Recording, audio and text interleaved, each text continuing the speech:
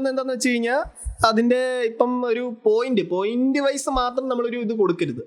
ഇപ്പൊ അറിയാം, ആൾക്കാർക്കറിയാം എല്ലായിടത്തും ഫണ്ട് വേണമെന്ന് നിർബന്ധമില്ല ട്രാൻസാക്ഷൻ ചെയ്യാം. ഇപ്പൊ ബ്ലം ആണെങ്കിലും വലിയ ഫണ്ട് ട്രാൻസാക്ഷൻ ബേസ്ഡ് ഓറിയന്റഡ് അല്ലെന്ന് തോന്നുന്നു. ട്രാൻസാക്ഷൻ അതെ, ട്രാൻസാക്ഷൻ എന്തെങ്കിലും കൊടുക്കും. ചെയ്ത് വെച്ചിട്ടില്ല ചിലപ്പോൾ ട്രാൻസാക്ഷൻ ചെയ്യുന്നവർക്ക് അല്ലെങ്കിൽ ബോണസ് കൊടുക്കാം.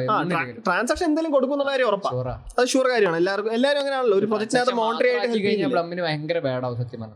അത് മാത്രമായിരിക്കത്തില്ല. മെയിൻ ആയിട്ട് പറയാനുള്ള കാര്യം എന്ന് വെച്ച് കഴിഞ്ഞാൽ എന്തായാലും പോയിന്റ് ഒരു കാര്യമാണ്, പക്ഷെ അത് വലിയ മൾട്ടിപ്ലൈ ചെയ്യുന്ന ഫാക്ടർ എന്ന് പറയുന്നത് ട്രാൻസാക്ഷൻ എമൗണ്ട് എന്തെങ്കിലും ട്രാൻസാക്ഷൻ ആയിരിക്കും. അല്ലെങ്കിൽ പിന്നെ ഇപ്പൊ അവരുടെ തന്നെ ഒരു ഇതുണ്ടല്ലോ മീം പാഡ് എന്ന് പറയുമ്പോൾ അവർക്ക് ഒരു ഗ്രേറ്റ് ഇൻകം സോഴ്സ് ആണ്.